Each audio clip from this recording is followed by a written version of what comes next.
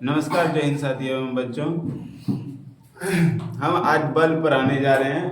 यह 8th class का topic है। आइए समझते हैं इसके बारे में। बल होता क्या है, बल किसे कहते हैं। पहले समझिए बल होता क्या, परिभाषा आराम से याद हो जाएगा। परिभाषा आराम से याद हो जाएगा, समझिए। है, देखिए ये कौन सी है, कुर्सी है ना। दिख रहा होगा वीडियो में भी, हमको पता है, दिख रहा होगा, हमको पता है, दिख रहा। समझिए बल किसे कहते हैं। बल किसे कहते हैं, परिभाषा से पढ़ने से पहले उसको क्या करना है, समझना।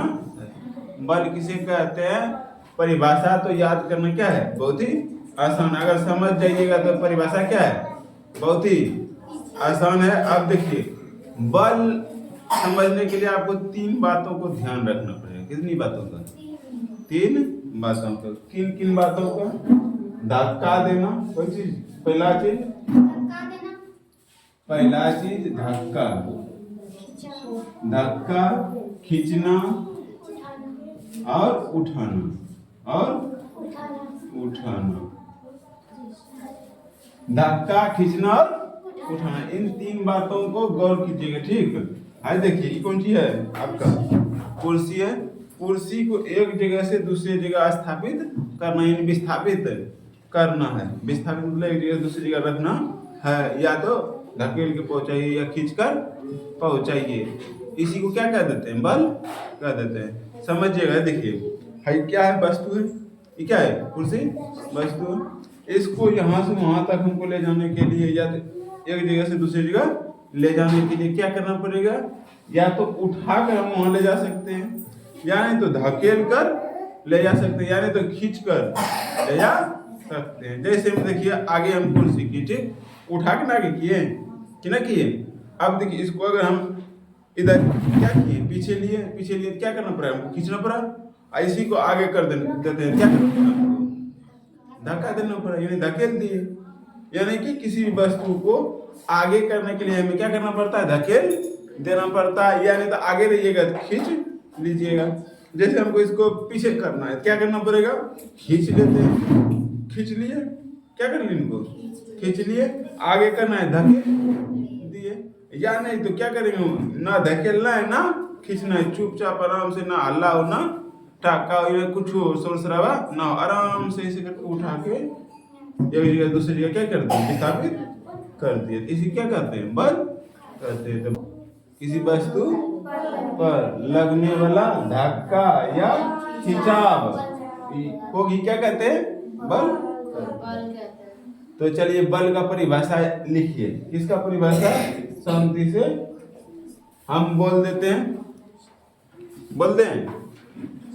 जब किसी वस्तु पर धक्का या बल लगे उसे क्या कहते हैं, धक्का या खिंचाव लगे उसे क्या कहते हैं, बल कहते हैं। जब किसी वस्तु पर धक्का या खिंचाव लगे उसी को क्या कहते हैं, बल कहते हैं। बल समझे किसको बोलते हैं।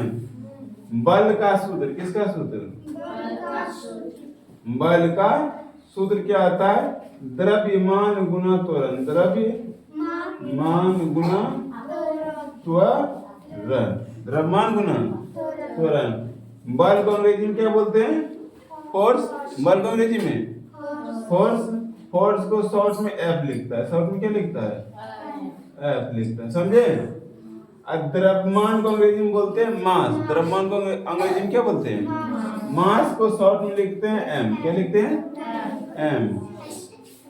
अब देखिए त्वरण को अंग्रेजी में बोलते हैं एक्सेलरेशन। त्वरण को अंग्रेजी में क्या बोलते हैं, एक्सेलरेशन को ए से सूचित करते हैं। क्या सूचित करते हैं, ए से सूचित करते हैं। तो इस क्या हो गया, सांकेतिक रूप में फार्मूला। द्रव्यमान का संकेत एम, त्वरण का संकेत ए, बल का संकेत एफ। अब आगे बढ़ावे, अगर ऐसा मात्रक, क्या कर ऐसा मात्रक, बल का ऐसा मात्रक। बल का ऐसा मात्रक क्या होता है, फार्मूला से निकाल लेंगे, कौन सी, एसआई मात्रक। अब देखिए आप सबको द्रव्यमान का हम लिखाए होंगे, कौन सी, एसआई मात्रक। मूल मात्रक पढ़ाए होंगे, आधारी मात्रक पढ़ाए थे, उसमें लिखा होंगे एफ बराबर, यहाँ लिख देते हैं एसआई मात्रक निकालना है। देखिए कैसे निकलेगा। द्रव्यमान का एसआई मात्रक होता है किलोग्राम। द्रव्यमान का एसआई मात्रक किलोग्राम, यानी किसी भी वस्तु को जो मापते हैं वो क्या है, द्रव्यमान है। द्रव्यमान का एसआई मात्रक क्या होता है, किलोग्राम। और त्वरण का एसआई मात्रक मीटर प्रति सेकंड स्क्वायर होता है। तो यही क्या हो गया, इसका एसआई मात्रक। किसका एसआई मात्रक, बल का एसआई मात्रक। बल का एसआई मात्रक क्या होता है, किलोग्राम गुना मीटर प्रति सेकंड स्क्वायर। इस जनता को क्या बोलते हैं, प्रति।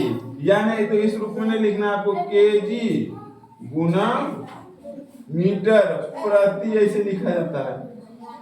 फिजिक्स में माइनस को क्या बोला जाता है, प्रति। तो केजी गुना यानी कि किलोग्राम गुना मीटर प्रति मीटर, इसको बोलिएगा प्रति, इसको सेकंड स्क्वायर। बोलिएगा दो चार बार, किलोग्राम गुना मीटर प्रति सेकंड स्क्वायर। याद हुआ।